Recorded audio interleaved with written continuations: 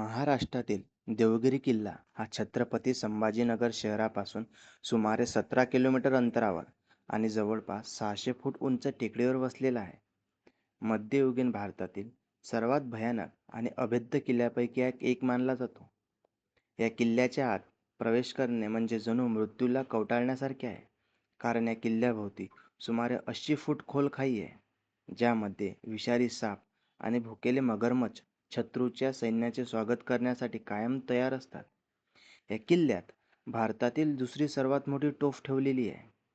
या तोफेची मारक क्षमता इतकी प्रचंड आहे की तिची रेंज पाहूनच शत्रूचे सैन्य दूरवर आपला तळ ठोकतो.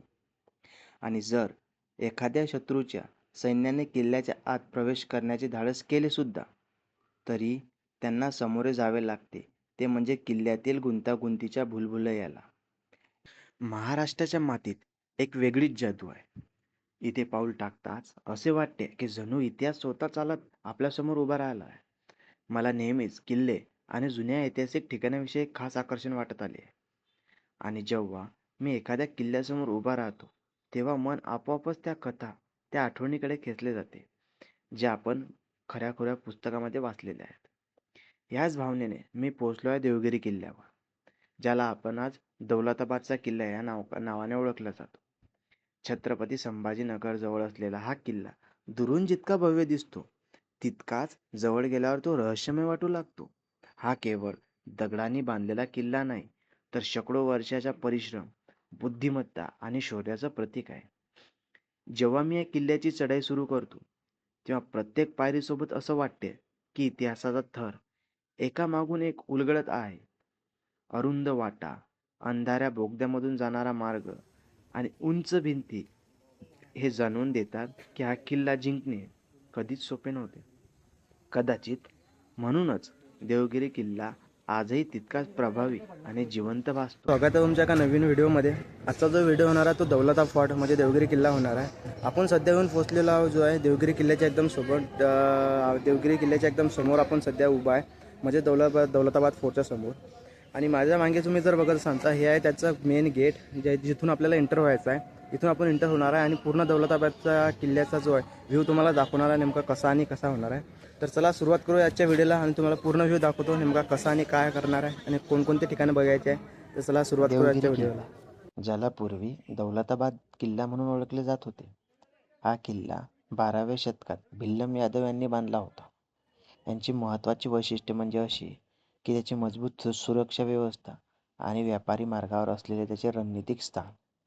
इसवी सन 1327 मध्ये मोहम्मद बिन तुघलक, दिल्लीचा सुलतान, यांनी आपली राजधानी इथे हलवण्याचा धाडसी निर्णय घेतला होता.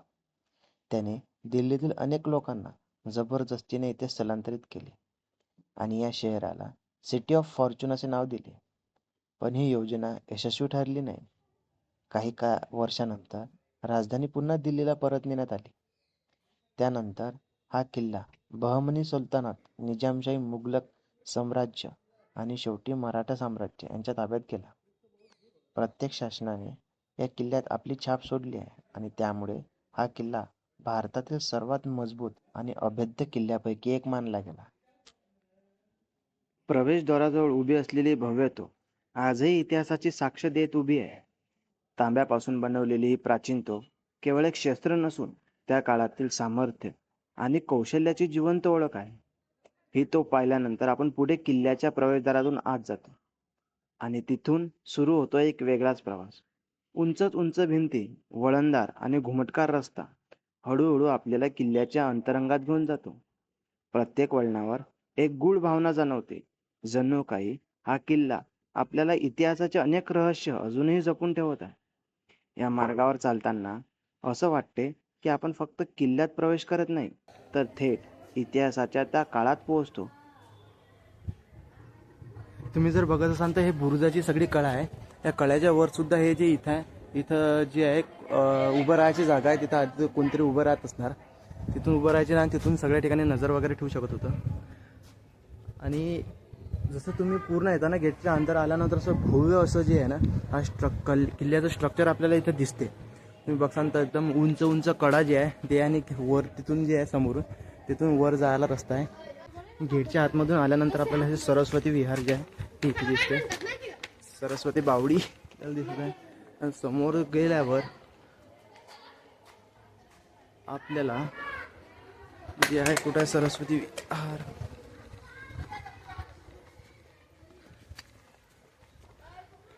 आणि ही जी आहे या सरस्वती बावडी याला म्हणतात. इथं तुम्ही बघसान ते पूर्ण असे एक बावडी आहे. हीच सरस्वती बावडी आहे ज्याच्यामध्ये पाणीची वगैरे सुविधा वगैरे आहे. एक सुंदर असं स्ट्रक्चर जे आहे ना, त्या आतापर्यंत इथं जे अस्तित्वात आहे त्यातलं पाणीसुद्धा ॲटोमॅटिक येत आहे. कारण की इथं आपल्याला दिसतच आहे त्या टायमाची जशी पाण्याची व्यवस्था केलेली होती सेम तशीच आतापर्यंत ठेवलेली आहे. तिथून जर बघसान तर आपल्याला ज्या स्टेअर दिसतात खाली आतमध्ये जाण्यासाठी त्या बाजूला, आणि इथून असा तुम्हाला पूर्ण याचा व्ह्यू दाखवतो. या सरस्वती बावडी तुम्ही गेटच्या आतमधून आल्यानंतर सुरुवातीला जे तुम्हाला दिसते ते हेच.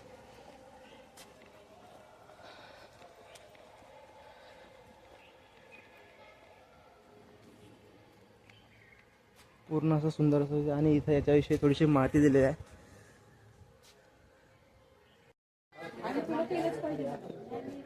किल्ल्याच्या आतमध्ये दरवाजाच्या एंट्रन्समध्ये आल्यानंतरच आपला राईट हँड साईडच्या छोट्या छोट्या खोल्या वगैरे इथं दिसत आहे. ॲक्च्युली यूज कशासाठी केल्या होत्या त्या टायमाला इथं नसायला माहीत आपल्याला, परंतु असं सुंदर असं स्ट्रक्चर या खांबावर आपल्याला दिसत आहे. आणि छोट्या छोट्या खोल्या त्या टायमाच्या इथं काढलेल्या आपल्याला हे जे आहे ना एंट्रन्सच्या एकदम राईट हँड साईडलाच जे आहे हे स्ट्रक्चर तुम्हाला दिसते. इथं काहीतरी मिनार वगैरे आहे. आणि तिथून आतमध्ये गेल्यावर सरस्वती बावडी, आणि ह्या मेन गेटच्या आतमधून आल्यानंतरचं तो गेट.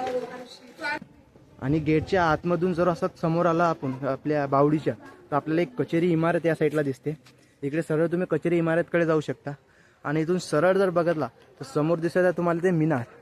त्या मिनारच्या तिथून जो आहे किल्ल्याचं आपल्याला वर चढाई करावं लागणार आहे, कारण की तिथं एक खोलदरी वगैरे सुद्धा आहे. दुरूनच नजरेत भरतो तो उंच देखणा मिनार जणू आकाशाला स्पर्श करण्याचा प्रयत्न करत उभा आहे. चांद मिनारचा भव्य नजारा इतका मोहक आहे की क्षणभरासाठी त्याच्यावरची आपली नजरच हटत नाही.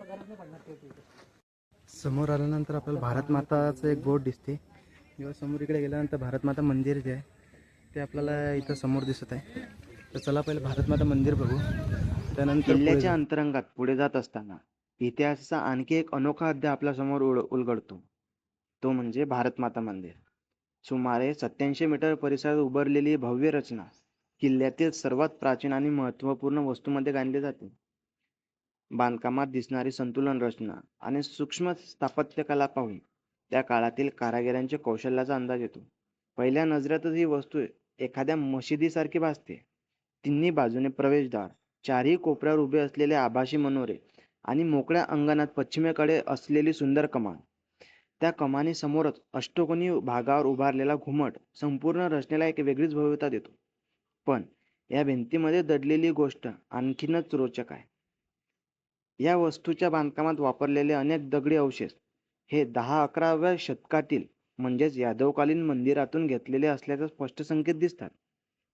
इतिहासातील बदलत्या सत्ताबरोबर या वस्तूचे रूपही बदलत गेलेले आहे. खिलजी सुलतान कुतुबुद्दीन मुबारक खिलजी यांच्या काळात इसवी सन 1318 या रचनेला मशिदीचे स्वरूप देण्यात आले आणि ती जामा मशीद म्हणून ओळखली जात होती. परंतु काळाच्या ओघात या वास्तूने पुन्हा एक वेगळी ओळख मिळवली. मागील भिंतीवर स्थापत्य झालेली भारत मातेची प्रतिमा या जागेला एक नवीन आत्मा देते. म्हणूनच आजही वस्तू भारत माता मंदिर म्हणून ओळखली जाते. आपण भारत माताच्या मंदिराच्या आतमध्ये, आणि टोटल हे जे तुम्हाला इथे खांब आहे हे टोटल जे पिलर्स आहे हे 152 पिलर्स. आणि भारत माता मंदिराच्या आतमध्ये तुम्हाला असे सुंदर कारागिरी जी आहे ते जर तुम्ही इथून बघत असणार ना, तर सर्व जे पिलर्स आहे तर सरळ एका रेषेतच आहे.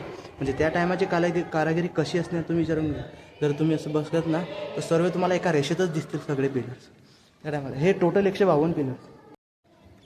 हे बघा, हा जो आहे पूर्ण भारत माता मंडळाचा जो आहे हा भाग आहे. आणि खूप मोठं असं खाली मैदान जे आहे ते इथं आपल्याला बघायला मिळतो. भारतमाता मंडळ पाच्याच्या आतमध्ये आहे ना, हे तुम्हाला असे खूप सारे पिलर्स वगैरे दिसतील. त्याच्यावर वेगवेगळ्या प्रकारचे हे बघा स्ट्रक्चर बनवलेलं आहे.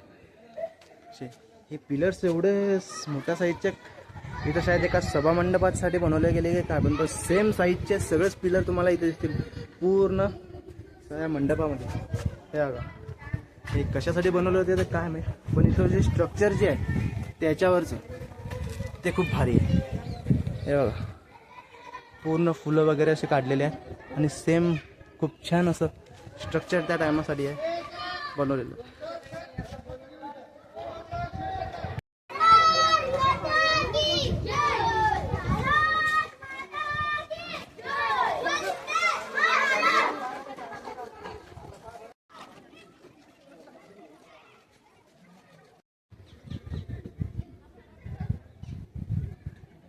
आपण येऊन पोचलेलं सध्या चांद मिनार जवळ. जे तुम्ही दुरून बघत होते ते हेच मिनार होते, ज्याला चांद मिनार म्हणून ओळखलं जाते. 1445 साली या मिनारचं जे आहे ते बांधकाम करण्यात आलं होतं, त्यापासून तिथंच आहे.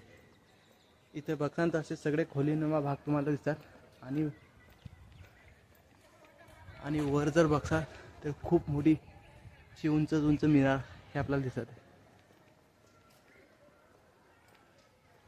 इथं वर जाण्यासाठी हा रस्ता आहे, पण वर शायद ते डोर त्यांनी क्लोज करून ठेवलेलं आहे. इथून चांद मिनार बघितल्यानंतर आपण पुढे जाणार आहे. पुढे जाणार तुम्हाला दाखवणारा तोफ संग्रहालय. याच्या बाजूला जे आहे ते लेफ्ट साईडला तोफ संग्रहालय आहे. तिथे जाऊन तुम्हाला दाखवू की आतमध्ये नेमका व्ह्यू काय असतो. तर चला जाऊया तोफ संग्रहालयाकडे आणि तुला तुम्हाला view दाखवतो. आतमध्ये प्रवेश करताना एक अजून आपल्याला एक टप्पा पाहायला मिळतो, तो म्हणजे तोफ संग्रहालय.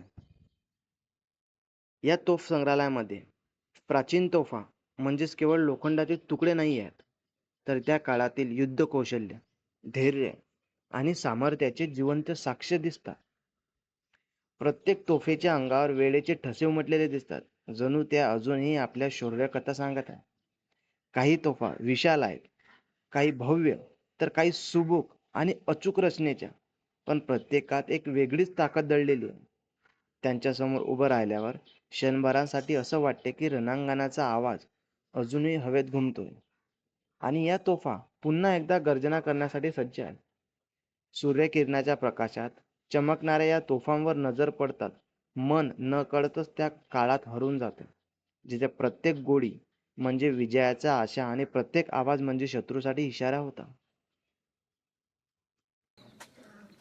मिनारच्या सगळ्यात पुढे आल्यानंतर तुम्हाला एक मोठं गेट जे आहे ते इथं दिसणार आहे. इथूनच आपल्याला आतमध्ये जायचं आहे आणि आजूबाजूला जर बघसाल तर खूप साऱ्या ज्या आहे उंच उंच भिंती तुम्हाला दिसणार आहेत आणि भिंतीच्या वरून जायचं इथं तो रस्तासुद्धा असणार आहे. या काळाकोट जे आहे ते काळाकोट गेट आहे. या किल्ल्याच्या 3 सुरक्षा कोटामध्ये बाहेरून आत आल्यावर हे तिसरं सुरक्षा कोट आहे. या कोटाच आपल्याला काळाकोट असं म्हटलं गेलेलं आहे.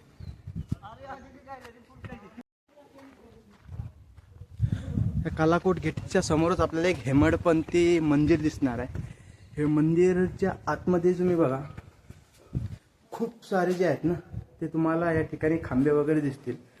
आणि कारण की याची छेद जर अशी छोटी जरी असली तरी याच्यामध्ये भरपूर असे खांबे जे या ठिकाणी आहेत. इथं आपल्याला मूर्ती वगैरे अशी तर काही दिसत नाही आहे, पण ते हेमडपंथी वगैरे हे मंदिर दिसत आहे. याचं स्ट्रक्चर आतमधून एवढं छान आहे ना की बस. कालाकोट गोटच्या आतमध्ये आल्यानंतर आपल्याला पुन्हा एक गेट दिसते. त्या गेटमधून आत आपल्याला जावं लागते आणि तुम्ही जर बघसाल त्या गेटला ना असे खूप मोठे जे आहेत ना असे आपल्याला प्रत्येक ठिकाणी असे रॉड दिसतील लावलेले. हे रॉडमध्ये त्या टायमाची सुरक्षा हेच रॉड करत होते. 3 गेटला पार करून आतमध्ये आल्यानंतर पुन्हा एक तुम्हाला गेट मिळणार. म्हणजे सुरक्षा रक्षणासाठी सगळ्यात महत्त्वाचा किल्ला हा होता. आजपर्यंत अजिंक्य राहिलेला जो किल्ला होता तो किल्ला म्हणजे दौलताबादचा फोर्ट. या किल्ल्याला आजपर्यंत कोणीही जिंकू शकलेलं नाही. जिंकू शकलं ते मध्ये फ्रॉड वगैरे करूनच त्या ठिकाणी जिंकू शकलं.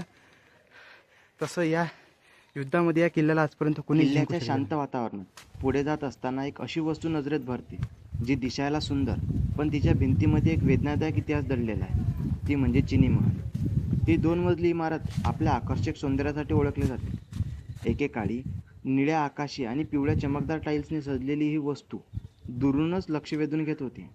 कदाचित या अनोख्या सजावटीमुळेच तिला चिनी महल हे नाव मिळाले असावे. महालाचा आतील भाग साधा असला तरी त्यात एक गुंड शांतता जाणवते. 2 खोल्यांमध्ये विभागलेली ही रचना आणि समोरून वर जाणारी पायरी जणू भूतकाळात घेऊन जाणारा एक मार्गच. चिनी महिलाच्या समोरच आपल्याला आल्यानंतर आपल्याला दुरूनच जे आपल्याला एक बुरुज दिसते. हे जे बुरुज आहे ना, या बुरुज असे उंचीवर ठेवलेले आहे आणि या बुरुजाच्या वर जे आहे एक तोफ आहे. त्या तोफीचं दर्शन तुम्हाला थोड्याच वेळेत आपण करूया. हे जे तोफ आहे, हे तोफचं जे आहे दूरचे शत्रूवर जे आहे वार करण्यासाठी इथं ठेवलेली होती आणि त्या टायमाला हे बांधण्यात आलं होतं. पण सध्या जे आहे ते बुरुजाच्या वर जे आहे ते नुसतं शोसाठी आपल्याला ठेवलेली बघायला मिळते. आणि इथून वर गेल्यानंतर ना, स्टेअरने गेल्यानंतर सुंदर असा नजारा जो आहे तो आपल्याला इथून बघायला मिळतो. आसपासचा डोंगर सुंदर असा दिसतो आणि समोर जो आपल्याला दिसतो हा दौलताबादचा फोर्ट जो आहे इथून स्पष्टपणे आपल्याला दिसतो. दौलताबादच्या फोर्टच्या ज्या आजूबाजू समोर जे आहे ते आपल्याला दरीसुद्धा बघायला मिळतं, जे अजिंक्य याच दरीमुळे जो किल्ला जो ओळखला गेलेला आहे तो दरीसुद्धा जस्ट समोरच आपल्याला इथून पाहायला मिळते. आणि ही जी तोफ बघत आहे या तोफेलाच मेंढा तोफ असे म्हणतात. आता हे इतकी भारी वजनाची तोफ आहे की वर कशी आणली गेलेली असेल काम आहेत, कारण की ते हालतसुद्धा नाही हाताने. आणि याच्यामध्ये काहीतरी सुंदर असे आकृत्या वगैरे आपल्याला बघायला मिळतात. आणि पुढे जेव्हा इथून जो व्ह्यू दिसतो आपल्याला तो डोंगराचा एकदम प्रचंड सुंदर असा व्ह्यू आपल्याला इथून बघायला मिळतो. आणि असा हा महत्त्वाचा किल्ला त्या टायमाला होता की जर समजा हे जो नदी आहे किंवा जो हा नाला याच्यामध्ये वेगवेगळ्या प्रकारचे मगर वगैरे साफ करते, हे करून सुद्धा जर आतमध्ये आले तर समोर एक याच्यापेक्षा भारी जो आहे तो समोर अंधेरी मार्ग तुम्हाला दिसणार. पुढे हा जो आहे पुढे अंधेरी मार्ग, याच्यामध्ये मात्र जे आहे ना ते अटकून पडत. हा इथून जो सुरू होतो हा होतो अंधेरी मार्ग. इथं वेगवेगळ्या प्रकारचे जे आहेत ना सैनिक लपलेले असत. इथून शत्रू जरी आत आला ना तर त्याला इथंच संपवण्याचा प्रयत्न त्या टायमाला करण्यात गेला होता. कारण की इथे बघा ना तुम्हाला आतमध्ये काहीच दिसू शकणार नाही. हा अंधेरी मार्ग त्यावेळेस किल्ल्यावर जाण्यासाठी एकमात्र मार्ग होता. इथून शत्रू जो हल्ला करत होता त्या हल्ल्यातून वाचवण्यासाठी जे हे अंधेरी गुफा बनवलेली गेली होती त्या टायमाला. आणि इथं एक तर शत्रू विसरून जात होता की आपण कुठं आलो काय. हे भुलभुल्यासारखी एक गुफा आहे आणि आतमध्ये आल्यानंतर कुठून कुठं जायचं आहे त्याला बिलकुल कळणार नाही. तो इथं भुलून जात होता. आणि हे अंधेरी गुफा आहे. इथं आता तरी लाईट लावलेलं आहे, त्या टायमाला लाईट नव्हते. परंतु शत्रूंपासून वाचवण्यासाठी एक मात्र केले गेलेला उपाय म्हणजे हे अंधेरी गुफा. तुम्ही आतमध्ये बघू शकता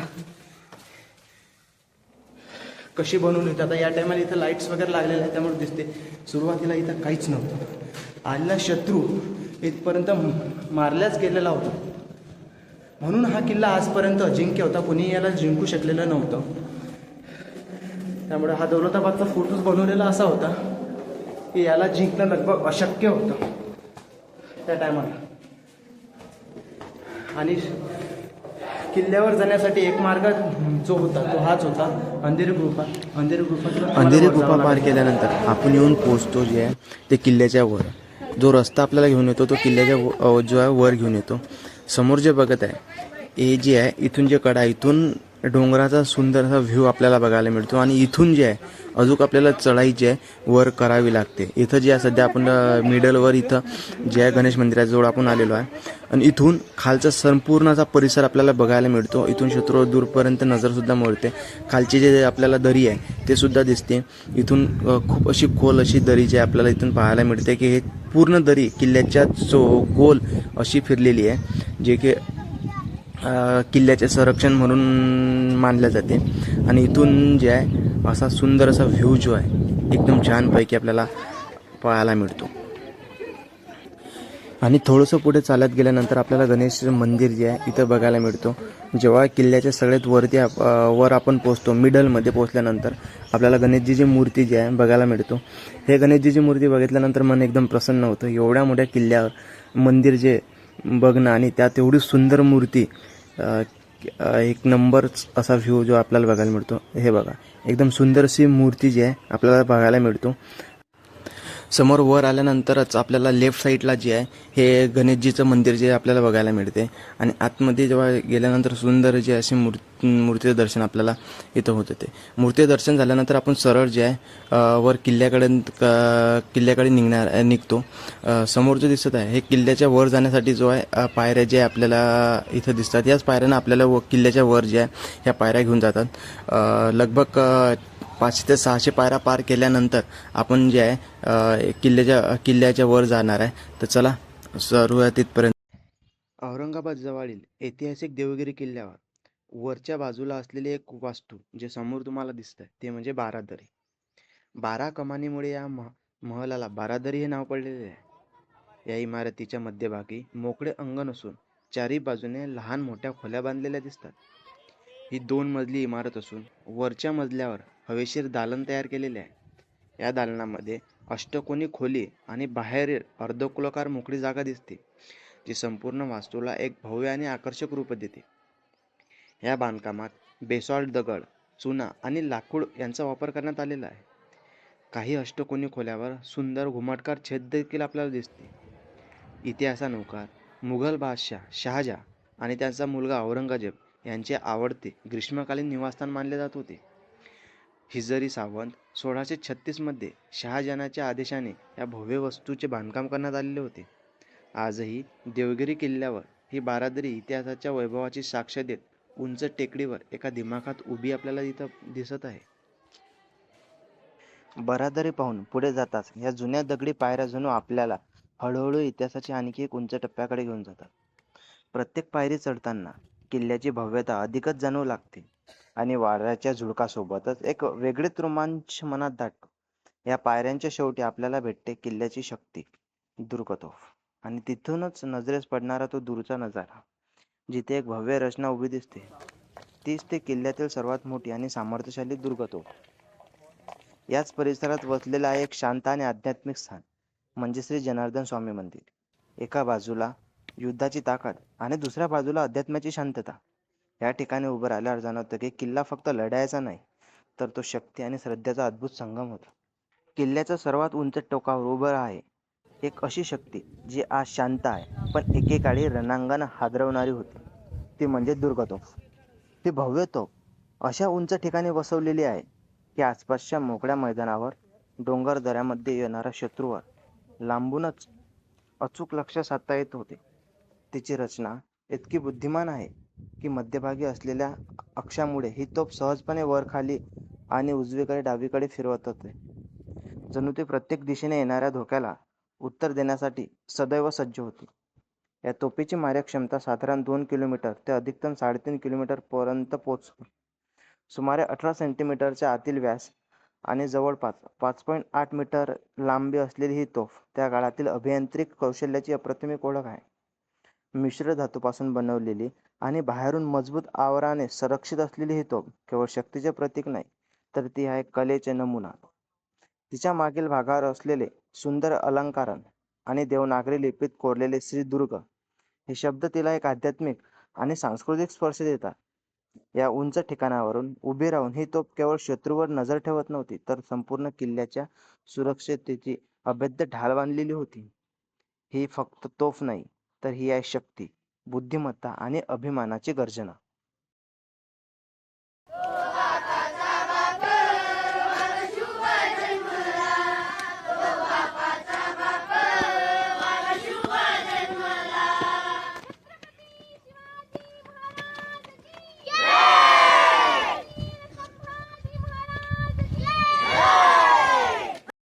तर नमस्कार मित्रांनो, हा होता आपला दौलताबाद किल्ल्यावरचा ब्लॉग.